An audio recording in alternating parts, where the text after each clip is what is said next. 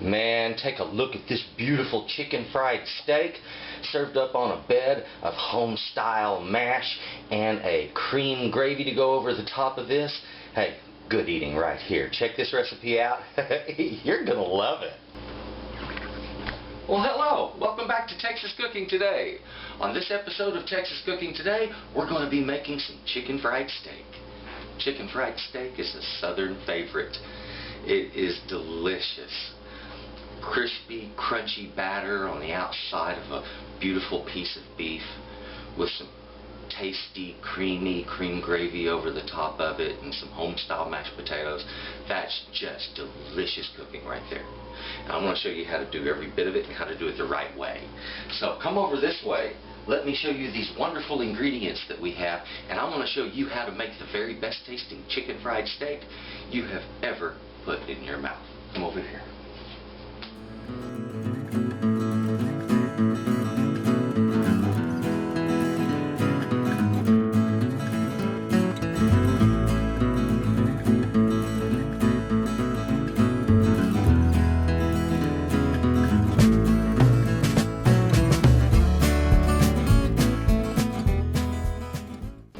Now, as you can see, we have a wonderful assortment of goodies here. King of our dish, of course, is going to be the chicken fried steak. And for that, you can use any cut of meat you want. You can use a ribeye steak, a strip steak, you can use chuck, you can use round, whatever you would like. Now, I have here eye of the round. This is wonderful because it grows sort of like just a long round muscle, and it allows you to cut good round shapes from it, and that makes a good chicken fried steak. Also, if you are using something like a ribeye, you're going to want to cut off that excess outer fat. It's good to have some of the intermuscular fat, but that thick outer band you're not going to want cooking up underneath batter. That's just not cool. Okay, so we're going to take these and prepare them for cooking up, and I'll show you exactly how we do that. To batter that up, we're going to want a nice crunchy batter that holds up good to heat. And the best thing in the world is what's called a buttermilk batter. So here I have buttermilk. I'll be using considerably more than that. And also we'll be using some flour. And we're going to be using these two items to produce a good, strong, sturdy batter to fry with. It's a wonderful tasting batter. I'll be seasoning that meat, of course, with some black pepper, salt. Also in this dish we're making cream gravy, so I'll be using some milk for that, flour, and a bit of butter, and we're going to make this wonderful tasting cream gravy. It's basically a white sauce is all it is, and it's a very simple way of making a simple white sauce that can be turned into a lot of things, but for this dish we keep it simple. Potatoes, I'm not going to peel these. We're going to do a country style mash that has little bitty lumps of potato in it and has bits of skin in it, and it comes out fabulous tasting that way. So we're going to be doing that with these. I'm going to show you how to do all of that, and we'll be cooking up our steak, of course, in some olive oil, or excuse me, not olive oil, but peanut oil. We always want to use peanut oil when we're frying at high temperature, unless of course you're allergic to peanuts, choose something else. It's a wonderful tasting alternative to vegetable oil or canola, which basically has no flavor. Now let's get right on to taking care of our meat and getting it ready to cook this fabulous tasting dish. The first thing I'm going to do is just go ahead and glove up, and that's because it makes cleanup just a little bit easier for me. And also, if you're cooking for somebody else and they see you do this, they're going to feel a lot more comfortable about their food. Now, when it comes to tenderizing a piece of meat, the first thing I wanted to mention was this little mechanical device. You can find these roaming around on the internet. And what this is a device that has a grouping of knives underneath a heavily spring-loaded base. The spring is really hard to pull back. But here I have 3 rows of knives, and that's how you purchase these. Some of them have 1 row, some have multiple rows, and they will cost accordingly, okay? So if you have one of these, it's a wonderful thing to use. You just go across the meat and work it out, okay? It's not a difficult thing to use. And what the knives do is they separate the meat along its own grain, along the fibers. What you're seeing here, these little spots, are the end of the meat grain, and in between you see these connective tissues. Now, if you look at the side, you can see the lengthwise of these grains are running like this. Okay, so the grain of the meat originally ran like this. They cut it across the grain, and what I'm looking to do is to prevent this meat from seizing and pulling up tight when it's cooked. What a piece of meat will do is those filaments in between the meat itself, that connective tissue, will contract. It draws in, and when it does that, the meat pulls in and it gets a little bit thicker. What I'm looking to do is to prevent that from happening.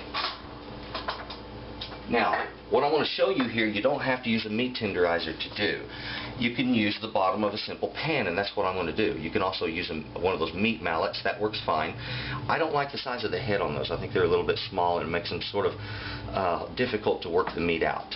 I like to use something like this that gives me a nice, smooth, wide surface to work with, and it tenderizes the meat well. If you don't want to make a mess, put your meat inside of a plastic bag or under some plastic or under some foil. That will work also. You have a lot of options there. Now, what I want to do here, just go ahead and work this out. You want to get kind of rough with it. You see how that meat sticks? It kind of makes it a little difficult. So, watch what I want to do here. Put it inside of this plastic bag, and what the plastic does is it allows the meat to kind of spread and slide across the plastic. At the same time, it doesn't stick to this.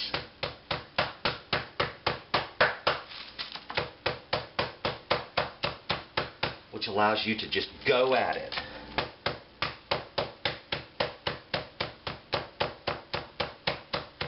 Now, normally on YouTube, they don't want us talking about things such as pounding your meat on camera.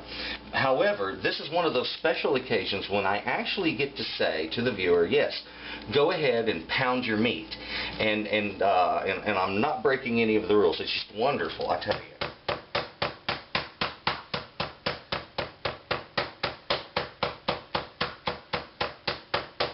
Okay, all the men are laughing and the women are going, oh my God, I can't believe he said that!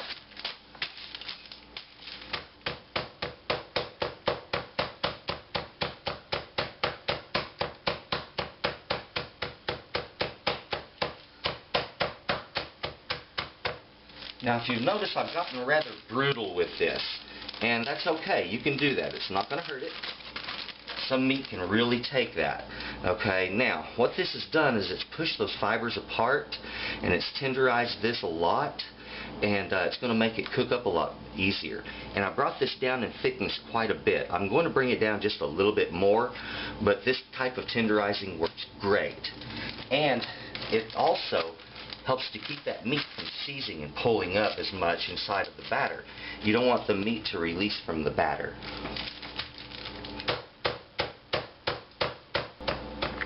Now, let's go ahead and get our meat seasoned. And I'm going to start with the salt. Let's just take a pinch of salt, hold it high, and give it a nice coating of salt. And the reason we hold it high is to allow it to disperse a little more evenly on that meat, okay? Which we got right there. Now, of course, salt goes everywhere, but hey, big deal, right? A little pepper.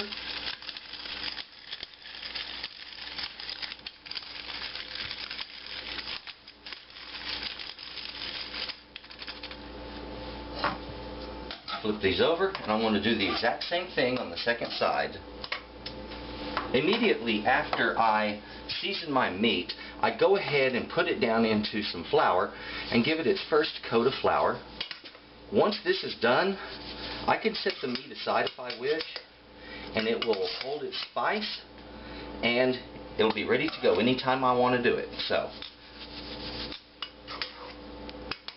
this gives me a lot of flexibility in how I time my any other dishes I might be making with this. That's all that takes. Now, I can leave these sitting aside. They're ready to go anytime I'm ready to fry them. And later on, once I'm finished with the potatoes, I'll come right back to this and we're going to cook these guys up. Now, I'm going to have to go ahead and cut up my potatoes into smaller pieces to be boiled. Now, when I want to cut this, the first thing I want to do is choke up on that knife a little bit, meaning that you're going to want to move your hand up from the grip back here to where the blade is.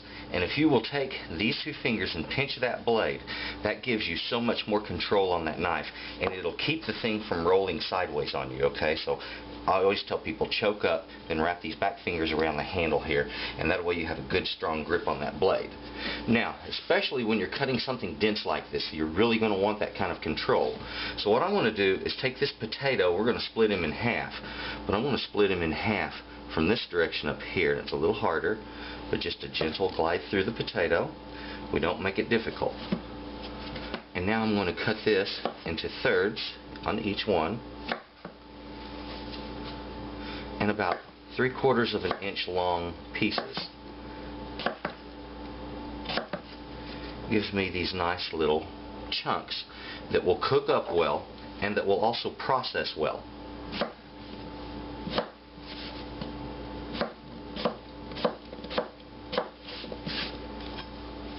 So that's all I have to do is process out these potatoes. Now, if you'll notice when I'm cutting, in addition to the way I hold my knife, my fingers on this hand right here, they get curled under on the bottom, like so. Not like this. Never keep those fingers out like this because you can cut them. Get them turned under. Get this knuckle right here, this digit, vertical, okay? So that the lower part of your finger's tucked under. This is vertical. The knife can guide along that, just like so. You don't cut your fingers, it's good and safe. The thumb can hold the back part of food to keep it from moving. Okay? So, please use that technique. That's what you see me doing here when I'm getting ready to cut this potato. There we go.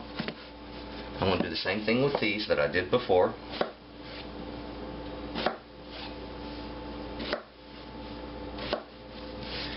And that back hand again, under. And all I do is pull my hand back to where I want the next cut to be made. So this hand comes back to here, I can cut. Back again, cut. And it becomes my cutting guide. Alright? Isn't that simple? We have our potatoes in hot water and boiling. Now, these potatoes are going to boil until they become hazy and tender.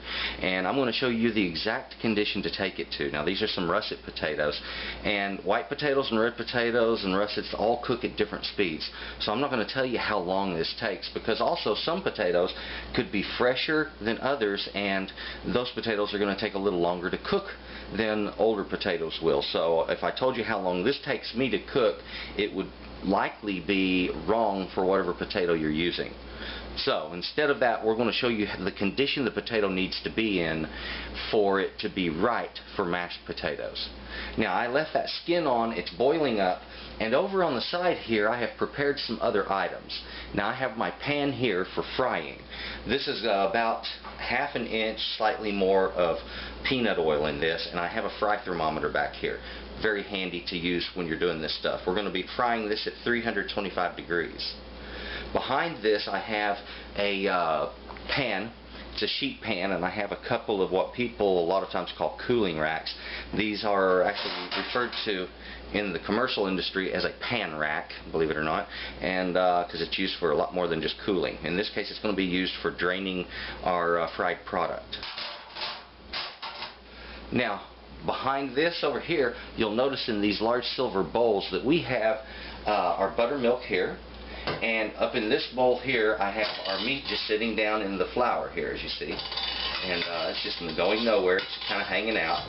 And that's a good place to leave it if you want to. I've got all of my cutlets in there.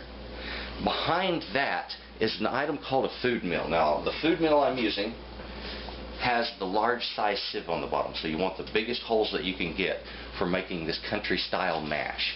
Okay, and this makes it really fast and easy. It also keeps it from becoming dense from overworking it, like if you use a potato masher. So this one item makes the best mashed potatoes you're likely to ever eat. To that, we're going to be adding a little sour cream to our mash, some butter to that, and also our milk is going to be going into the cream gravy, and we're going to be making that at the very end. That cream gravy is something that is very quick and easy to make. You can just knock it right out. And so while this is frying up, we'll be doing that. The potatoes are boiling and doing their thing, and I'm allowing them just a little bit of a head start over everything else. And that way, once these are milled, they can sit aside and they will stay nice and warm. That's just one of the nice things about potatoes. They hold heat really well. Now I decided to go ahead and show you a way to test your potatoes, and this is what we're going to be doing to make sure that our potatoes are cooked enough. We first have to pull it out and look at the potato. And when we do, and we look at this piece of potato, we notice it has sharp edges on it, and sharp corners still, and it still has kind of a sheen to the outside of it. If I push my fork into it, it holds onto the fork real well. That potato is not yet cooked, okay? It needs some more cooking to go. And I need to take it, as I mentioned before, to a state where it looks a little bit hazy on the outside and the corners are starting to degrade somewhat. That's when it's ready to go ahead and turn into mash. Now the potatoes need to be checked again. This has been just several minutes of cooking. I'll say it that way. I don't want to say times, because I want to teach you how to look at the potatoes and know. Now, first of all, some of the potatoes, like this one, are starting to split. Good indicator right there. It looks a little more hazy on the outside of the potato now. They don't have that sheen to them anymore. When you push your fork into it, they break apart easy, and the part that's open looks much more dry inside. See here? Very dry looking inside of it. And so it has that white hazy kind of mashed potato look that makes for good quality mash. This is exactly what we want, where it gets kind of flaky like this, like a good pie crust gets flaky. And so that's a good potato for mashing. Now all I have to do is take these, pour this into my food mill, and then I'm going to mill it straight back into the same pot. It's a wonderful way of doing this. You don't have to use a colander or strainer or anything like that. The food mill is a great way of doing this. You're going to love it.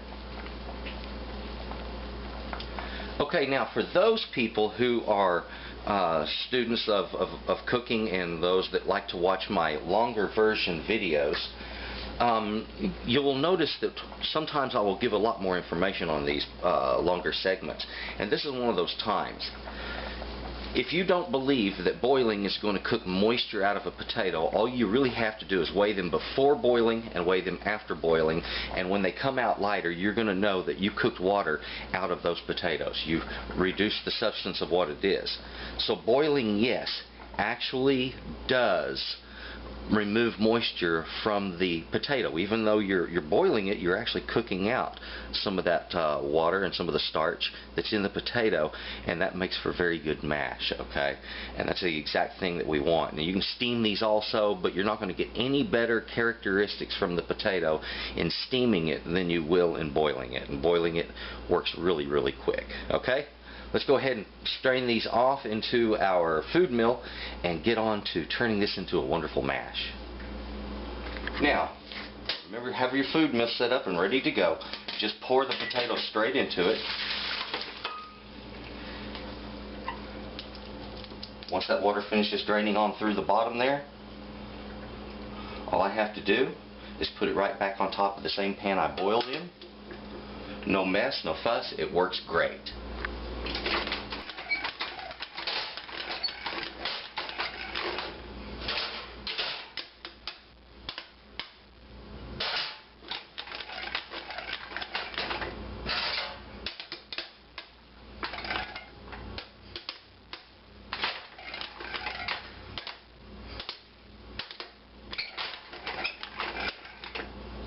As you can see, this goes fast.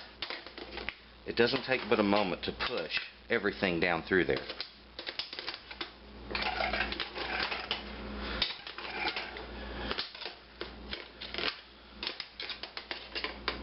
Okay, now if you wish, you can scrape out what's left in the top of the food mill there. Personally, I'm just not going to worry with it because we have to move on with this show. Now, look on the bottom here. Oh, that beautifully milled potato. Soft, fluffy, and perfect. My butter. Go ahead and put butter in here.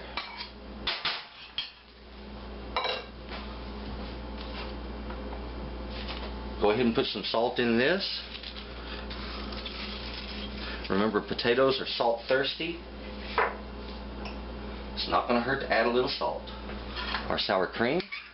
And I have a probably about 1/3 of a cup there.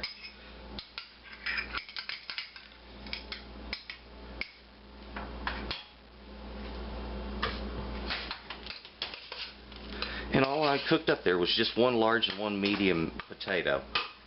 I didn't give really any poundage, but we're talking about maybe 1.5 pounds to 2 pounds. Okay, I don't need to do anything else. This mash is ready to go. I just need to set it aside and let it rest with a lid. Our oil is already hot. I've been heating it up. So let's get right on to making this chicken fry. My oil is now coming up in temperature. It's almost at 325, which is right where I want it to be to do this. I shook off the excess flour. Now the idea of a good crust on a chicken fry is having plenty of flour on it. So what I'm going to do is I floured it first to get more of the buttermilk to stick to it, and I'm putting the buttermilk on it to get more of the flour to stick to it, so it makes a nice thick crust. So down in the buttermilk, oh, there we go. Makes that nice thick coating on it. See there? Right in the flour. Now, I want to give it a simple shake. That's all you have to do. And it will coat both sides of that chicken fried steak. Now remember, the other ones are still underneath it in there. So I pull this guy out. He's double coated. And he's ready to go in the oil. Now I'm going to do the smallest one, because it'll fit better in there.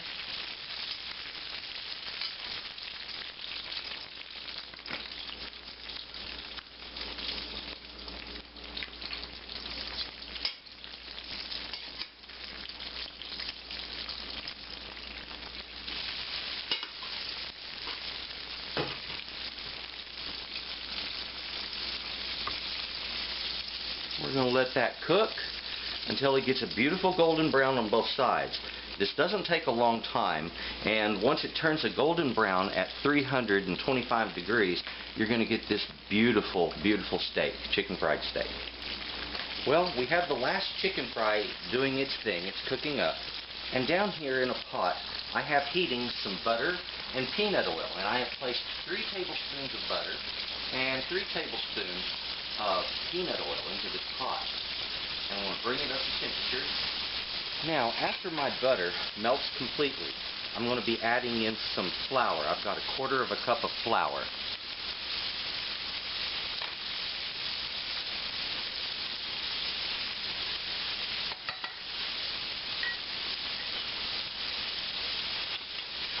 Let's whisk that flour in.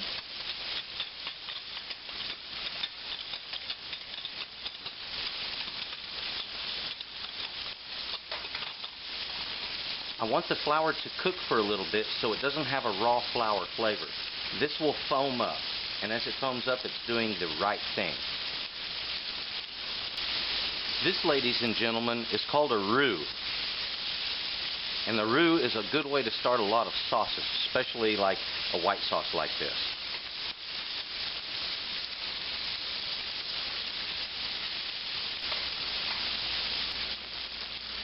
Good. Now that it is starting to subside a little bit, I'm going to put in my milk, and I also added a little bit of cream to my milk mixture.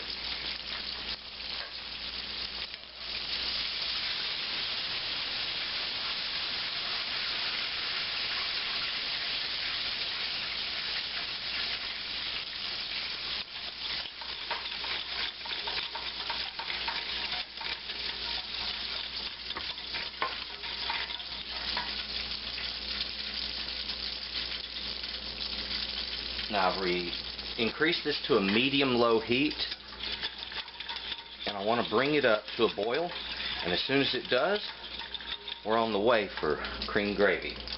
Now I'm going to start by salting this just a little bit. I want about 1/2 teaspoon of salt in there, and we're going to put some black pepper in it.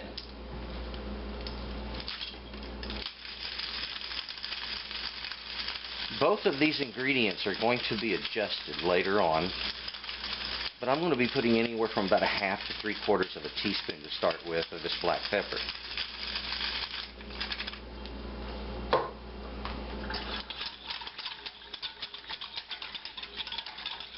carefully bring that up in temperature. As it thickens, I'll know how much more of my milk cream mixture to add.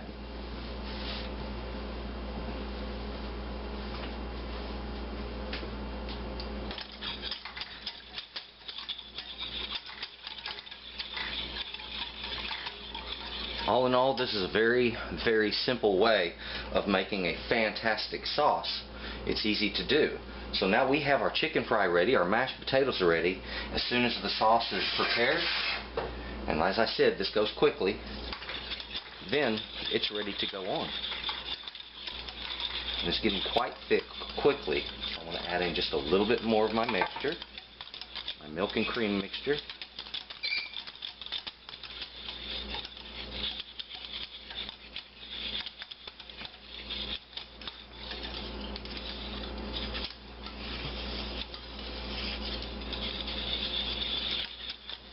And what I'm doing at the moment is I'm waiting for this white sauce, this cream gravy, to become stable. And what I mean by stable is it is finished thickening itself up. In other words, the flour's done its bit, it's absorbed what it can absorb, and it has gotten as thick as it will. And that is what I'm looking for before I adjust my seasoning. It looks like we're getting there quickly.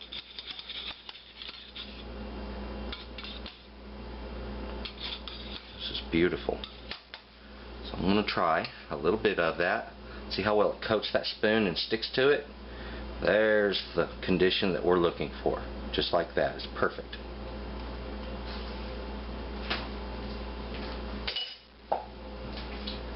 I'll say this, it's beautiful but slightly bland.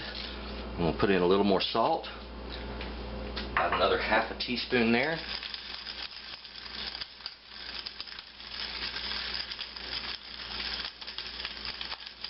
About another quarter to half a teaspoon of black pepper I'll add.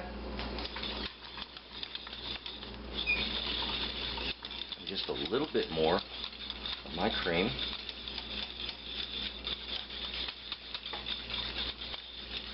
There we go. Okay, once this comes up to a bubble again, it is ready. And starting to bubble again. And that's good. I really don't need to cook this beyond this because we already cooked the flour when we made our roux, and the milk and cream mixture doesn't really have to cook per se. It just has to thicken up to where we need it, and it's right there. And this is beautiful. Don't forget, when you're cooking stuff up like this, go ahead and taste it each time that you season it. Even though I'm positive about my seasoning, I'm going to taste this again.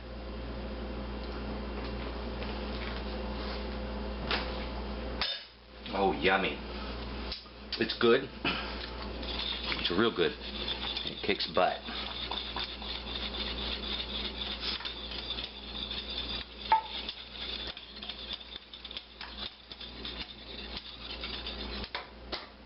Okay. Dinner is ready to be put together. Right, there you have it. Chicken fried steak. And it's delicious. I tell you what, this is staple food in Texas, okay? This is absolutely delicious. I guarantee you, you're going to love this dish. Give it a try. The recipe's fantastic.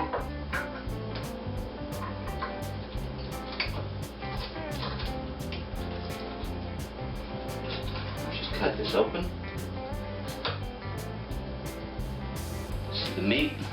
Just slightly pink inside. Cooked up just perfect. Basically a medium well is what I have there.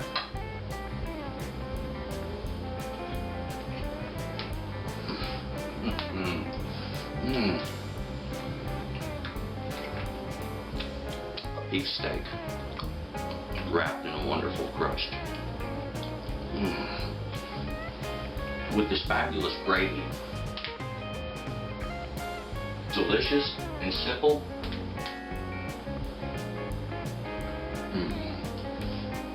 Home-style mash. This is just fantastic. The whole dish is just one of those that you can't forget once you've had it. And that's the reason so many people that have been to Texas later on seek out how to make chicken fried steak. because they know how good it is. Thank you. Thank you very much for watching Texas Cooking Today. Thank you for watching this episode. And please, if you haven't subscribed, please do. I have great shows coming out all the time. Good stuff coming your way. To my subscribers, a special thank you to you. And you folks, you have a good day. Thank you for watching Texas Cooking Today, the show where you can get great recipes and the best techniques are taught. Please subscribe to Texas Cooking Today, where you will always find something hot and ready to eat.